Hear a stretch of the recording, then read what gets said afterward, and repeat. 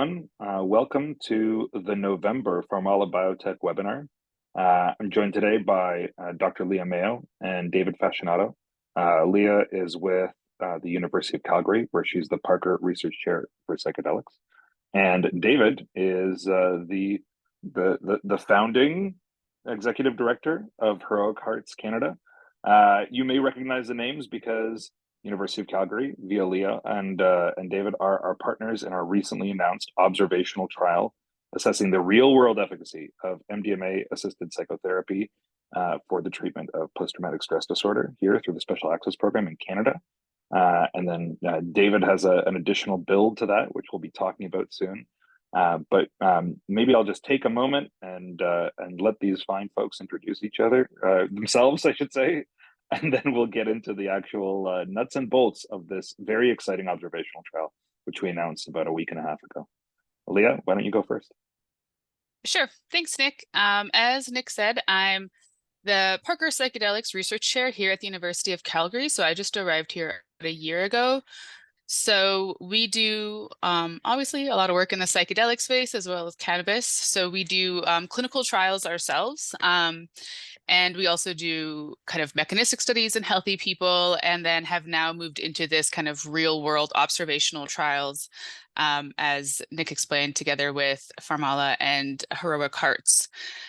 So a lot of what we're doing is kind of on the scientific side, trying to really, evaluate efficacy of these different interventions, and then also having a mind in kind of accessibility and implementation of these, if they are to become, viable treatment options. So awesome. I guess that's the David. end of me. Yeah, thank you. David, talk about yourself, talk about Heroarts. I think you guys have a very exciting program, and we're obviously very excited to be working with you. Yes, likewise, Nick. Thank you so much. As mentioned, I'm David Fascinato, and I'm the executive director of Heroarts Canada. I'm also a Canadian veteran. I served in 10 years in the Canadian Armed Forces and deployed to Afghanistan. And in the last 10 years, I've been working in the nonprofit sector, building charities that support and enable veterans in their transition. And that led me to establishing, as Nick mentioned, Heroarts Canada, which is a registered Canadian charity that empowers veterans on their healing journey by facilitating access to psychedelic-assisted therapies in Canada and abroad. We believe in equitable access for all Canadians who require psychedelic-assisted therapies the most. And we see the establishment of Heroarts Canada as a pioneering effort to work towards that goal with fellow organizations like PharmAla, University of Calgary, and other organizations, nonprofits across the sector. We have two primary programs, which we are currently fundraising and looking to launch in the near future. The first one is our Access program, which facilitates access for vetted individuals to vetted clinics in Canada and abroad. And we also will be providing a wraparound series of supports to, basically amplify and further support the healing journey of individual veterans as they work through a psychedelic-assisted therapy treatment protocol. The second program is an initiative is really focusing on research. We believe in gathering evidence and data to support key decision makers in the general conversation around equitable access and safe access to effective psychedelic-assisted treatments. And so this two-pronged effort by facilitating access and advancing research is the focus of our charitable organization. And so this study, really piggybacks onto a lot of our basic efforts as an organization, first and foremost, to support veterans who are struggling with their mental health, and secondly, to compile and contribute to a body of evidence and data that can help provide for potentially system-level changes around access to psychedelic-assisted therapies. And whatever we do is in service to those two efforts. So, very happy that we're a part of this study, and happy to sort of unpack our contribution and efforts therein later time. But thank you much again for this opportunity, Nick. Awesome. Thanks very much. And guys, thanks so much for being here. I think first, Leah, I think this is mostly to you, but what the heck is the difference between an observational trial and a clinical trial? Just for the viewers, why don't you unpack that a little bit? Well, as someone who runs clinical trials, observational ones are way easier. um, to start. Agreed. But so, in a standard clinical trial, the way we think of it as, we have patients coming to us, we're delivering the intervention and tracking their progress, and we're kind of responsible for all of the many, many things that go into that. Clinical trials are kind of limited in many ways. A, they're very expensive. B, they're either centralized in one location, or there's this added layer of trying to have a multi-center trial, which adds time and money and resources. But this is the standard way clinical trials are run. The observational trial, particularly in the context that we are doing together here, is, I don't want to say a shortcut because that almost sounds bad, but it's an easier way to gain data that I don't think any of us could do on our own. So because we have the special access program here in Canada, which is totally unique and one of the only places where people are gaining kind of legal access to psychedelics outside of clinical trials, what we do is we have the ability to say these people are getting access to psychedelics, legally, and we just want to see what happens in the wild when people are illegally consuming psychedelics in the context of therapy. So we are asking people just to complete some measures to track their symptoms and their experiences to see what is it like when these are happening outside of the context of the clinical trial, because even your best designed clinical trial isn't real life, for better or worse. So even when things are successful in clinical trial, there is a big step to implementation in the real world and what it's like. So this is really kind of giving us very unique information about, how do these therapies actually, work when people are taking them, kind of on an individual basis with their own physician and not in a clinical trial. Yeah, I think one of the most interesting things that I heard in the last little while is, of course, PharmAla has been providing MDMA for folks in the SAP for a while now. I think fair to say we're the only ones who are providing MDMA for SAP purposes. And we had a webinar a little while ago where we had a number of clinicians on just to talk about the experience. Is it hard? Is it easy? How did it go? And one of the practitioners basically said, "Oh, we just ran one virtually," which, as far as I'm aware, there's certainly never been a clinical trial MDMA patient treatment that was done via Zoom, basically what we're doing now. But this practitioner worked through all of the sort of the concerns and criteria. They had like a minder there, which was the patient's mother, observation, all that stuff. But they had two therapists joined by Zoom and do the treatment. So you're right. You get all these variations of therapy that, of course, happen in the real world that could never, ever occur in an RCT. And I think that's great. I mean, I have a regulatory background, but I do think that regulators sometimes kind of look down their noses at real world evidence, maybe a little bit. But in many ways, it's more robust. You're seeing what happens when the rubber really meets the road, right? Yeah, and that's what we talk a lot about in our clinical trials. You almost always see this huge placebo effect, because in clinical trials, everyone is so invested in making this work, right? So we have patients coming in all the time. We're really accommodating them, working around their schedule, because that's our job in a clinical trial. But that's not how real life is, right? So it's not uncommon that things are successful in clinical trials, and then the implementation side of things becomes a barrier. We're not running clinical trials on Zoom assisted psychotherapy for MDMA, Yeah. right? But that is a very realistic thing that could happen. So it's informative for us to know that is an option. And is it safe? Did it seem to be effective? And I think another big issue too is that for very logical and reasonable reasons, the criteria to get into a clinical trial is very selected. Yeah. And this is for everyone's safety. But again, it's not always representative of the people who really would need this treatment, where you might have a lot of comorbidities or specific ones that might make them ineligible for a clinical trial. But when this becomes available, that might be something that they would have access to. So you're getting, this intervention to the real life people who would be representative of who would likely be getting it in the long run. Totally. And talking about sort of diversity of patient population. So, I mean, David, you probably have more interaction with potential patients for these types of therapies then either I or Leah, we as a manufacturer, we actually we have very strict rules about not interacting with patients. Talk a little bit about what you know, sort of in your ideal world, what would you like to see come out of this observational trial? Well, I think at the end of the day, you know, we're really excited to participate for two reasons. The first is, as mentioned, it's real world data, and it's data and information that we can take to our colleagues at Veterans Affairs Canada and other regulators and gatekeepers here, and have grounded conversations around the efficacy of these treatments.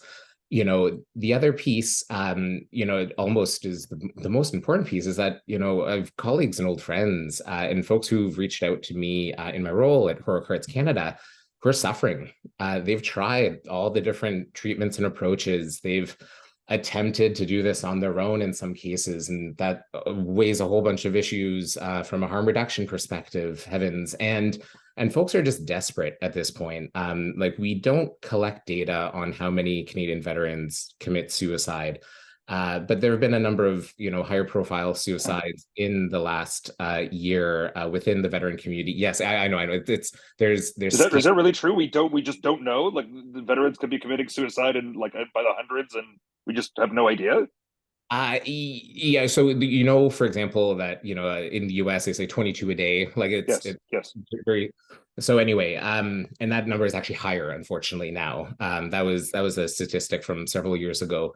The data, you know, we don't track that data. We don't generally track data about veterans. And actually, it was only the most recent StatsCan survey, the census, sorry, that came out with more accurate data around the number of veterans, mental health, and other issues. I filled it out, I recall, which gives a pretty good statistical picture of veterans in Canada and from a contemporaneous perspective. So that being said, yet no, like, short answer is no, to the best of my knowledge. There are studies and surveys in the past that have identified general trends and, you know, the instances of suicide and mental health disorders amongst veterans as being higher than average Canadians. But no, but anyway, all that to say, like, the statistics aside, people are suffering.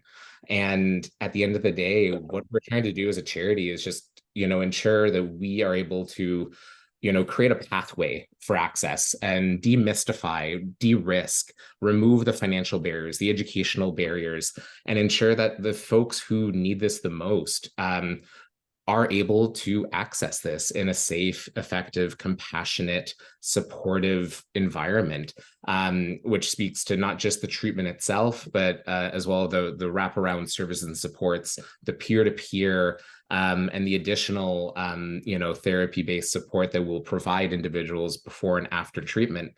Because, yeah, it's just, you know, our primary sole focus here is on empowering a population, a subpopulation that is in desperate need of access to innovative treatments. And these folks, for the most part, have tried talk therapy, different types of talk.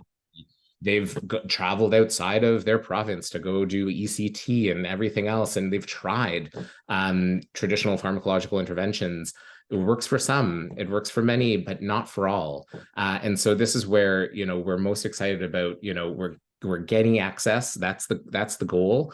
But at the end of the day, how we're going to get broader access and a broader regulatory framework that is more equitable and fair to all Canadians, frankly, is going to be by contributing to these conversations with the data in hand and real world data.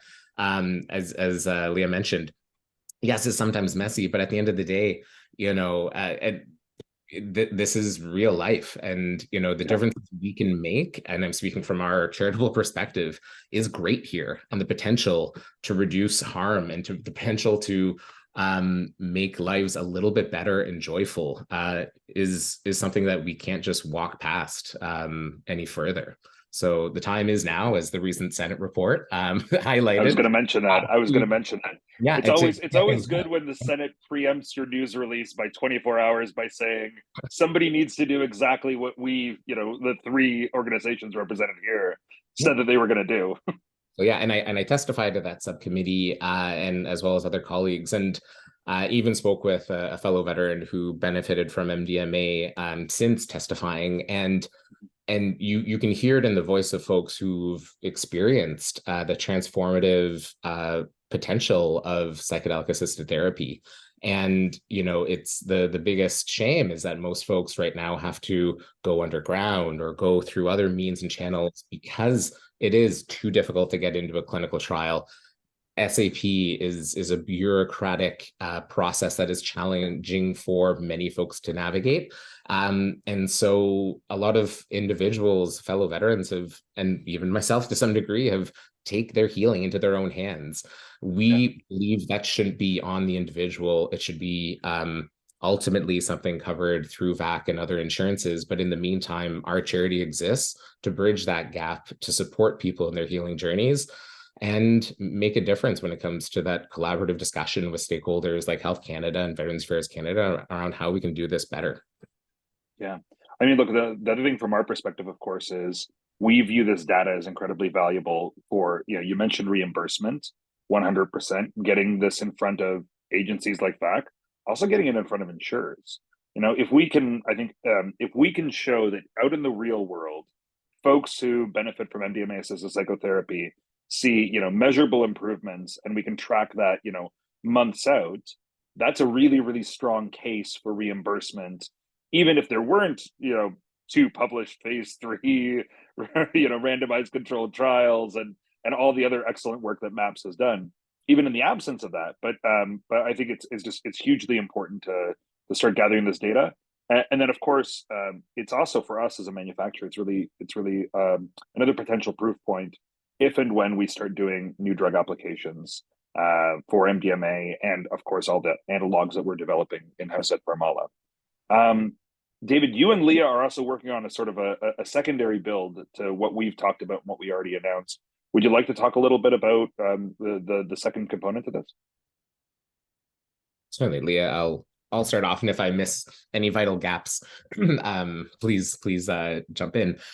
So this is basically, it's part of our programs is to measure impact, and this is sort of the basis of all these conversations, which, to tip my hat at VAC, came from conversations with colleagues at VAC around how can we and how should we and ought we be measuring the impacts of these treatments. So, we are, it's currently at ethics for ethics review and approval in the coming weeks. But, underpinning our programmatic approach is ensuring that we are doing the right things in the best way possible. And with that is the emphasis on gathering data.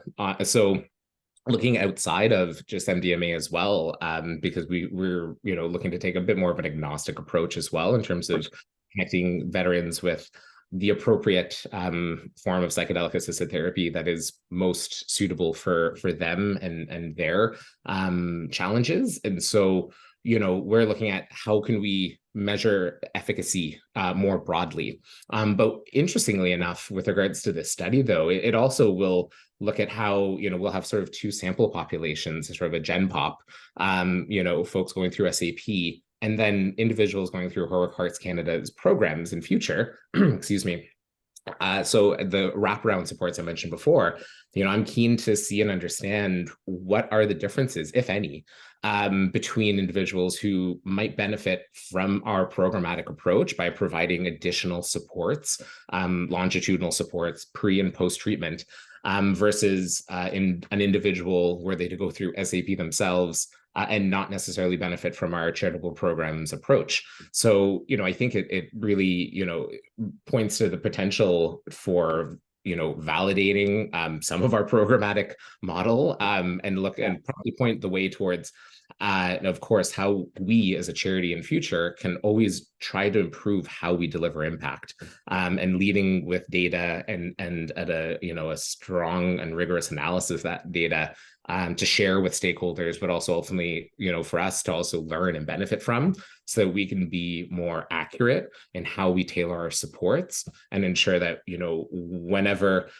donors do throng to our organization in the near future, we can ultimately say with hand over heart, with full transparency, like, this is how we're making a difference in the lives of our beneficiaries. Totally. Leah? Yeah, so I think kind of David touched on a lot, but I think this is for me, particularly interesting, because what we get to do is to look at, in the general population, how is MDMA assisted psychotherapy working? And then with David in the Heroarts, we're doing kind of a veteran specific, and then it's any psychedelic. But again, it gets this idea of like, what's the secret ingredient? What magic ingredient that makes this effective? And we don't know. The way we're doing psychedelic assisted psychotherapy is just how they did it before, and how, people picked it, and that's what we're working from, and we don't know what's best. So I think trying to capture what's actually happening and having added features in, like Heroarts does with these kind of supports, these peer supports, this programmatic support, we can see like how beneficial is it to have these other things added to it, because there's very likely going to be a time in the very near future where we have to make these decisions at a broader level. Like, what is this therapy going to look like? What support and services are we going to give people? And if we can come and say like, hey, these things and look like they're really helpful, that's super informative, because then people don't have to learn it, the hard way, as they, 100%. roll out different iterations of this sort of a framework. Yeah. One of the things that I think is going to be a topic for conversation in the next little while is when MAPS submits their new drug application for MDMA to the US FDA, the rumor, and I think it's accurate because I've heard it directly from Rick Doblin, but they're going to ask FDA to not just approve the drug, MDMA, they're also going to ask FDA to approve the specific psychotherapeutic approach that MAPS uses, right? Like the MAPS protocol of therapy, which is somewhat unique. I mean, it's a dyad approach, and it has specific sort of facets of various sort of, I mean, there's a little bit of CBT in there, there's a little bit of all sorts of stuff, but it's somewhat unique. And one of the things that I would love to see coming out of this is maybe we will start to finally get our arms around separating out the drug effects from the therapy effects. And we haven't really done that yet. I think it's very, very hard to do in a randomized controlled trial because, as you said, a highly controlled environment. It's tough, right? Okay, let's have a little bit of a free-form discussion. I will ask the participants, if you have any questions, please, you can write them into the chat literally anytime. We will get to questions a little bit. We'll have a little bit more discussion, and then we'll get to some Q&A, I'm sure, before the end of it. Our friend Conway is sitting in the background, and he'll read out some questions. I will also say, obviously, we as a company are really focused on MDMA, but that is not to say that we think that other drugs, in the psychedelic class are not effective. They are. It's a toolbox, different tools for different jobs, and I think the assessment that Leah, you're going to be doing with David's patient population, also really important to see. What's effective where, right? We're really going to hopefully get a wealth of data. Speaking about that Senate report, right? I think, David, you clearly did a good job on that subcommittee, because it was pretty impactful and pretty like strident. They basically said, we're asleep at the switch here. The world is moving on, and we're not doing anything. What the hell? Do you see that report as driving any institutional change at the federal level in the near future, or no? I'm ever an optimist, but I think the pragmatic approach would perhaps lead me to say that I think it's up to organizations like our own to take the findings of that report and build a sort of big tent approach around how to engage with stakeholders and decision makers at the federal level to see that report and its recommendations, which we stridently endorse and support, and put the pressure on folks to see this happen. I think all bureaucracies sort of suffer sometimes from the same malaise, and not trying to be terribly diplomatic, I think one of the opportunities we have as an organization is to put pressure through that collaborative approach, and pressure that can be constructive. It doesn't have to be negative, but I think having those conversations and sit downs, which we do have with colleagues at VAC and elsewhere within the sort of research network that the federal government supports with regards to veteran mental health and well-being, and having those deliberate conversations. So I think, to answer that in an acute way, like, I think it's kind of up to us to push it forward. And I'm fairly confident in the approach we've taken and that we're taking collectively here, as well as other organizations within the space, that I think we're all primed and ready to go.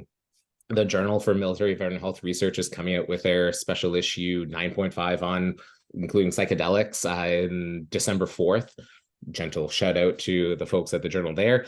And that's another, like a bellwether here that we can sort of read the signs of the times and see what we can do with this.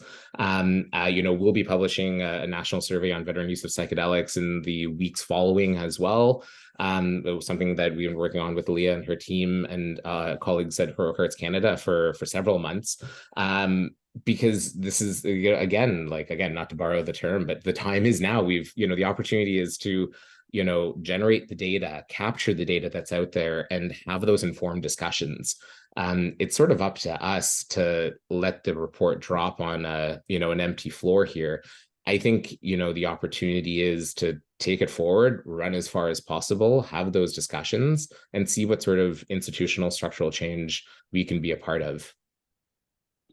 And Leah, I think there's usually a disconnect between the policymakers and the granting bodies.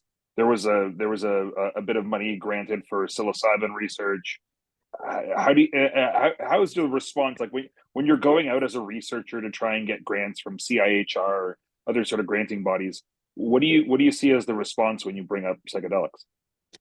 I mean, it's definitely shifted in the past couple of years. It used to really be an uphill battle. That was rarely, if ever, won. But now, again, Canada was kind of leading the charge here because last fall they had CIHR had a specific call out for psilocybin assisted psychotherapy clinical trials. It was, as far as I know, the first one that was specific to psychedelics. I mean, for those of us who got the grants, there is a bit of pressure now because, hopefully it works. But there are, even in the general calls now, there are some that are being accepted that are on psychedelics. Science sometimes goes in these waves of things are really great and fantastic, and then if it doesn't solve all of our problems, we lose interest in it. So it's really hard to walk that fine line of people are really interested in it for the right reasons and there's longevity to it. It's encouraging to have, something like the Senate report out if they, push it a bit further and, said, here's some money to do the things we said that should be done. That would be cool. Nice. So we can actually, nice. Make it, because that's the thing is, for scientists who live by grants, it's slow. It's a lot of work to get a grant. That it's a long time from when you write it to when you get the money and you can actually do the research. And we need to do it now. We don't need to do it 2 years from now. To do a clinical trial, it takes a year to start up, So I think that there has to be thought. I think it's not quite just enough to say the time is now, but how are you making it possible for the time to be now, right? What are we all going to contribute right now to make it happen? And I don't have a good answer for that, except for more funding would be cool. More funding would be nice. Unfortunately, the Senate in our system of government is not in charge of the funding allocations. Those come but from they know, Parliament. But they know the right people, right? You got to put pressure on the right people. They're not going to listen to us scientists say hey, we need more money, because we say that all the time. If they were hey, those scientists studying those things should get more money. Yeah. No, look, there are obviously folks. I mean, I'm the board chair for PsyCan, which is the trade association for psychedelic companies, for-profit psychedelic companies. I think it is an indication that we had some impact, that there was $3 million granted, but for reference, we asked for 50. So ask for 50, get 3. I think it's fair to say that's sort of that has been the dance for a long time now. 3 is still better than nothing. SAP is better than no treatment, but all of these are a far cry from actual access, actual reimbursement, an actual sort of well thought out policy regime for these types of treatments, right? It's still a ways away. Let me open the floor. What else would you sort of if you're speaking to your stakeholders, what would you sort of like to get across about this sort of real world evidence approach? I mean, I think particularly here in Canada, I think this is a really unique situation because I don't know of another place. I know there's some things going on in Australia, but I don't think it's actually like fully running yet. But there's not a place where you can legally gain access to psychedelics with your, physician. So I think that there's this really great opportunity to answer a lot of the things that people say, like, what about this? And what about that? And what about, like, we have the opportunity to answer, like, a lot of the what abouts with collecting this data.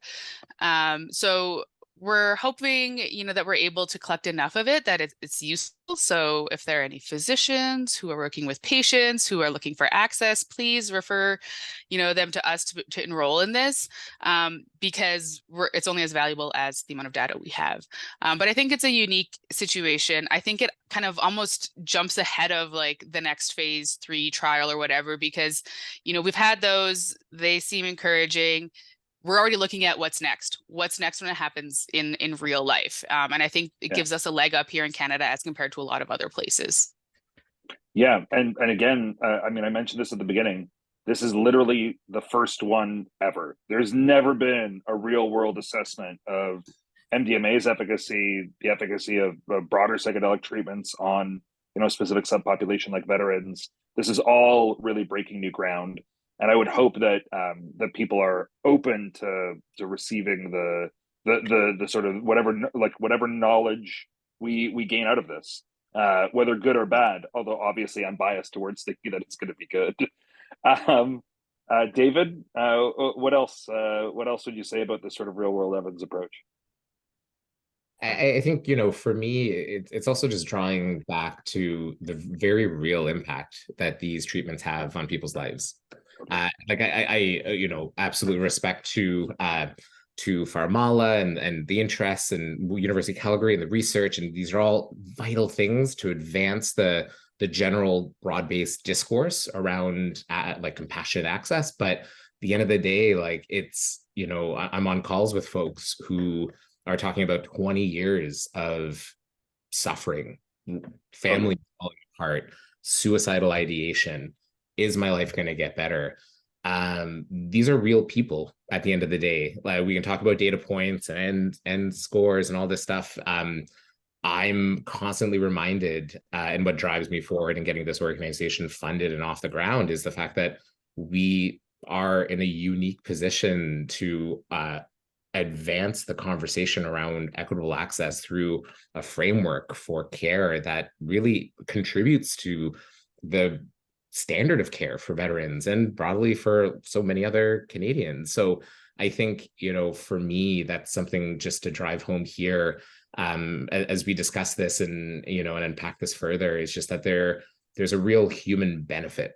There's a human cost in action, from a policy perspective and investment perspective, but there is a very human benefit, personal, individual, and community and collective benefit to gaining safe access to these effective treatments and ensuring that people can, just lead more joyful, fulsome, happy, or stable lives, whatever that might mean for them and their families and their communities.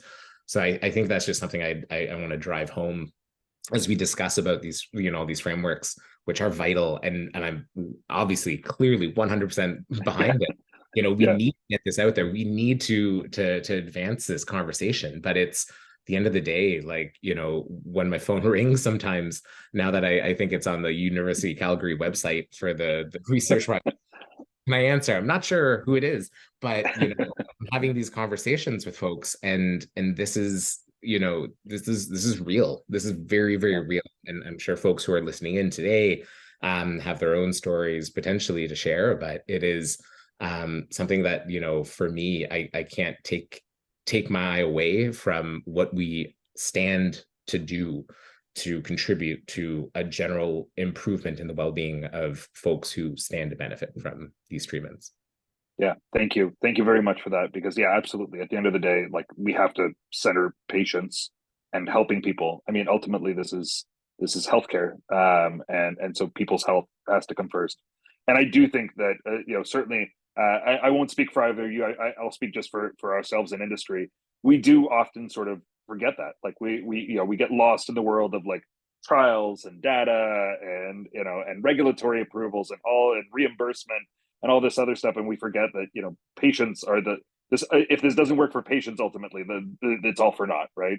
Nothing else matters. And I will echo your comments. I think the thing I like the most about this approach is, at the end of the day, every single data point here represents a patient who got prescribed MDMA from their doctor, got approved through SAP, and got treated. And hopefully they see good results, and we'll assess that. But ultimately, they're getting access to something that even 2 years ago they couldn't get access to. That in itself is already a good thing. Like, we're measuring good stuff, if nothing else. And I will say, one thing has become clear to me from the RCTs is the very little downside. Like, again, speaking, although psilocybin therapy as well, like, very safe. Not a lot of adverse events. Those adverse events that did exist, they're relatively very few serious adverse events. So I think a good approach, especially for folks going through SAP, meaning that anyone who's going through SAP, they've tried a bunch of treatments, right? Like, they've tried sort of frontline therapies, pharmaceutical interventions, talk therapy, and it hasn't helped. So this is gaining access to something new that may help them. Okay, so I once again, just a call for questions. If anybody has any questions, please write them into the chat, and then maybe I'll ask Conway to come on and read out a couple of these questions. I doubt we'll go for the full hour, guys. We're gonna probably end at about the 45-minute mark, but please do get your questions in, and we'll try to answer all of them. Cool. First question up. What are the next 3 milestones? What will instill confidence in new investments? Assuming that the question is about investments in like research, so like we talked about grants, I think that's when that question came in. I mean, Leah, maybe I'll ask you, what's your take? What will it take for the government to start investing a little bit more into research in this space, acknowledging that they've given us a little bit of money, and you don't want to be the scientist who's always asking for more? But what do you think? That's literally like my entire job is asking for money. Yeah. I think not we're just at yours. It's actually, I think it's all three of us. This is really our chums. I go to investors, David goes to donors, you go to granting agencies. But yeah. Yeah. I mean, I think some of the things, we're kind of at a really interesting point because we had the first wave of clinical trials where a lot of them were like open label and not that great, and then now we're kind of getting into that next round. And I think because of the way, like, we all kind of expect MDMA to be approved in some form quite soon, I think the implementation of that is going to be very, very interesting and really set the tone for what the rest of this is going to look like, right? Like, once that's FDA approved, what's going to happen in Canada, what's going to happen with other psychedelics. I think that's kind of going to be a huge decision point that will, things can go in one or the other direction. In the meantime, people are running a lot of other clinical trials for different medications, for different indications, different comorbidities. And I think that's at a science level what we're trying to do. What if you have depression and an alcohol use disorder, or, some psychedelic clinical trials, certain things are specific exclusion factors like schizophrenia. Now there are trials that are actually focused on that. So it's really trying to see, we did the very narrow safe thing, but now we need more information about the broader population. So I think that's where we're at now scientifically, but I think it's going to be a really interesting time. Like, nobody knows what's going to happen if and when MDMA gets approved, because that's going to totally change things. Yeah. And in terms of milestones for the trial, I mean, we announced it a little while ago. The first part, which is the one that we're sort of, all three of us are kind of working on, is already been through ethics approval. There's the second piece that you discussed that is going through ethics approval and hopefully gets approved soon. And then what are the sort of the milestones for the trial? I mean, you I guess you get the first response from patients, and then how long do you track? So what we now are looking for is just physicians to tell our patients about us. So this, like, we don't I mean, we do interact with the physicians, but we don't ask them to do any work aside from hand a flyer to their patients. So that's an important point. We don't want any more physician burden. So we need to enroll patients. So patients who are getting access to MDMA through the SAP will contact us. We'll send them via email questionnaires to fill out at specific time points. We do kind of a baseline assessment. We do questionnaires at their dosing day, and then 1, 3, and 6 months afterwards. And then kind of recruitment is ongoing because access via SAP is ongoing. So we're just kind of open until we aren't anymore. Open until we think we have enough data to come to some conclusions. Yeah, right? or things change. Again, if MDMA becomes approved, then there is no more SAP, and then we have to shift gears. So, although honestly, it's going to take a while. I mean, just for everyone who's sort of listening in, the timeline for a drug that's been given breakthrough therapy status, like MDMA, is, even at its best, it's like 9 months. And MDMA is a controlled substance, so that takes extra time and everything else. So like, even if MAPS does their submission like tomorrow, we're still probably like a year away from actually getting drug approval. And MAPS is unlikely to be, I would love if I'm proven wrong and MAPS actually makes a submission tomorrow, but I don't actually think so. I think it's probably early next year. So it'll be a little while. And I do think that that'll give us hopefully enough time to enroll enough patients to really have meaningful data outcomes that we can publish. And the nice thing about, again, an observational trial is, again, correct me if I'm wrong, Leah, you're the expert, but pretty quick. The analysis work doesn't take a million years. Yeah, well, I mean, we just cut like 2 years of time off by not setting up a clinical trial, actually. Totally. Right? Totally. So like, we started, now we're ready to go. And all we have to do is just, be in contact with the patients and collect the data. And, even like I said, even if things change with access to MDMA, whatever, again, these people are still in our program. We're still going to be following them up to 6 months later. I think that the longer term outcome is really important, because a lot of the clinical trials we're just looking at the end of treatment, they're fine, but like, how long does that last? What does it look like when they go back into like the regular life? So that's information that will continue to come to us, regardless. That's great. And a huge call out to anyone listening, whether now or later on, when this lives forever on our website. But if you're a mental health professional and you think that you have a patient who is considering SAP, or you think that you're considering whether SAP is appropriate, please do consider putting them in touch with Leah's team at the University of Calgary. On our website and on YouTube, we'll have a link so that folks can get in touch with the research team. But gathering the data, hugely valuable, and that has to come through practitioners and the patients ultimately, because this is, as David said, all about the patients. Conway, do you want to go to the next question? Right on. Yeah. Another challenge we often hear is that controlled substances are challenging to fund. Is that true in Canada too? And how do we overcome the stigma associated with controlled substances? Yeah, 100%. So I think, Leah, you touched a little bit about funding, and I am heartened to hear that it's getting better. That's good. But yeah, look, I think I'll say a couple of things, and then David, maybe you can comment from sort of the patient side.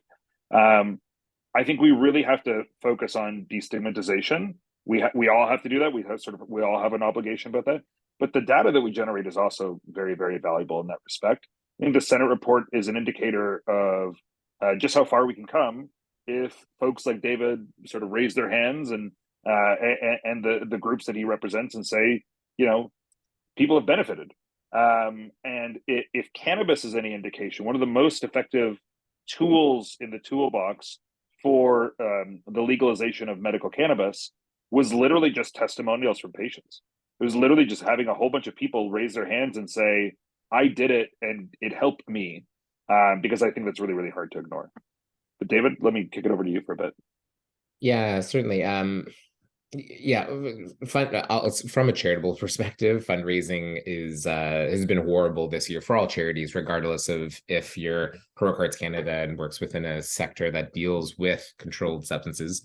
But I think on the topic of stigma, though, there's actually like a ton of uptake from, from clinicians and mental health professionals and researchers and scientists, and like just a wonderful clinical advisory group and other networks that we've certainly benefited from.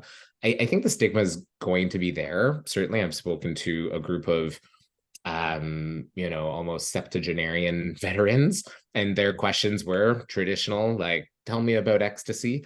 But when it comes to the folks that, we'll no doubt be working with in the year ahead and the years ahead, are, like I said before, they've tried everything. And they're reading about the colleagues and friends who've worked with psychedelic assisted therapies in Canada or abroad, and there's a potential, and the desire to heal can push people in very strong directions. And I think us as a sort of a patient advocacy group and working directly with veterans, our perspective is unique in that we have to throttle that the passion against the regulatory pressures that Totally. we're all sort of operating within. And so I think there'll always be people, folks, funders and donors and your cousin or your aunt who might say, like, what are you doing?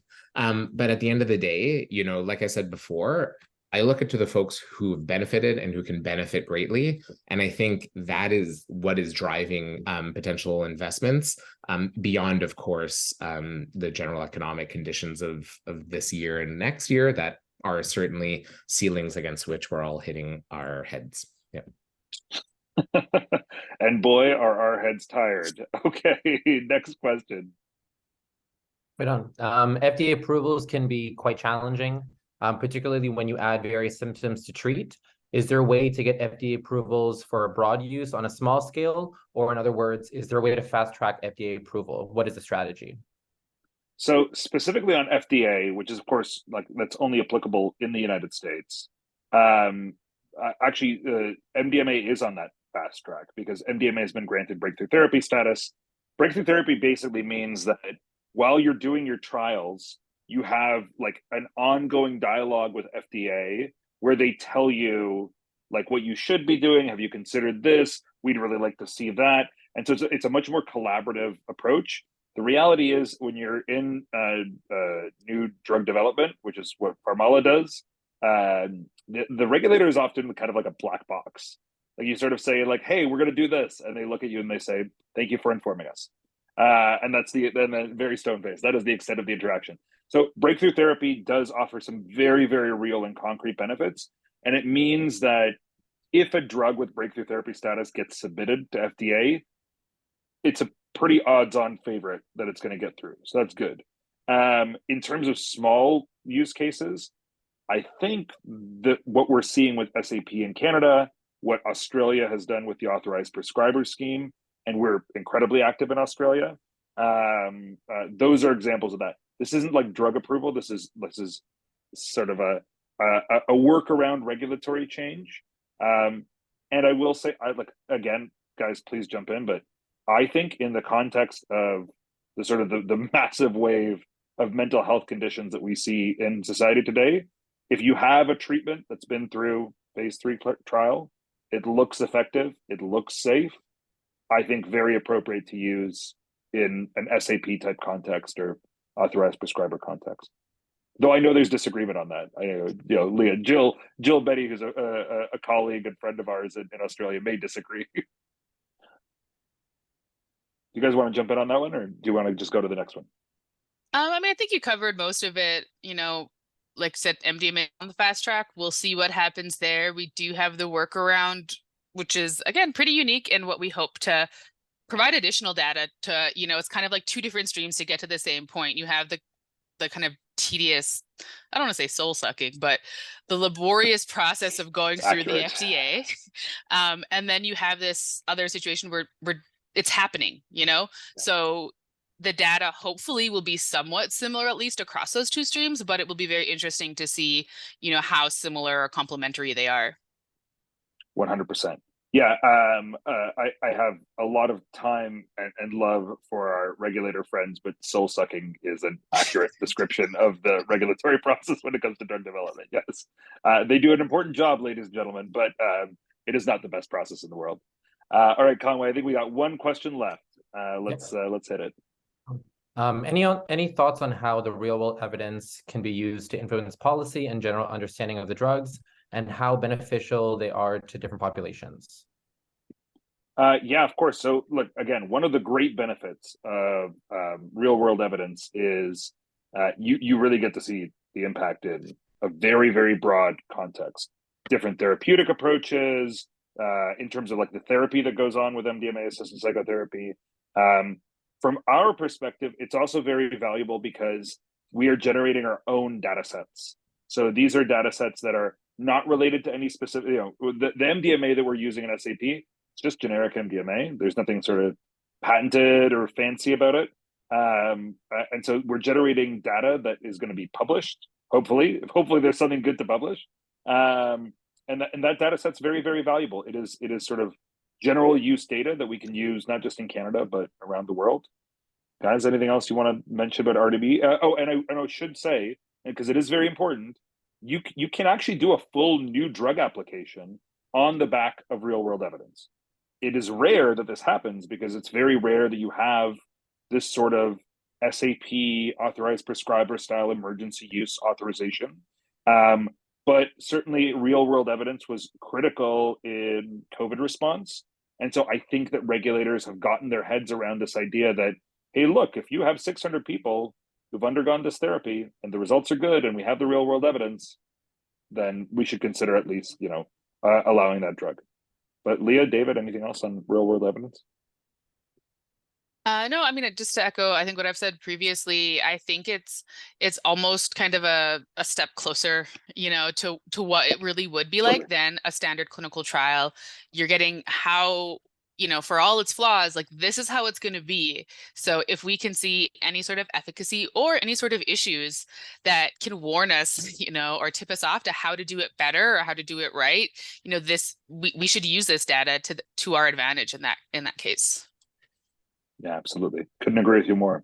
Well, look, we're not quite out of time, but we've taken up quite a bit of your valuable time. So thank you so much for joining us and speaking to folks online about the work that we're doing. I know, David, you and I have plans to sort of continue talking to regulators, both at VAC and Health Canada and elsewhere. Leah, you and I have already had a couple of those discussions. So really looking forward to number one, get down to work, start assessing whether the treatments that we're already doing are having a measurable impact, enroll more patients, and then getting the results out to regulators so they can make good decisions.